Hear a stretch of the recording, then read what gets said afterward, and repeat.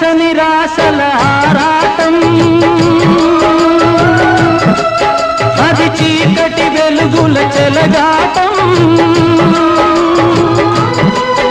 ఇది ఆశ నిరాశల ఆరాటం, అది చీకటి వెలుగుల చెలగాటం. ఆశ దారిన వెలుగు తొలగిన ఆగదు జీవిత పోరాటం. ఇది మనిషి మనసుల పోరాటం, అది ప్రేమ పెళ్లి చెలగాటం.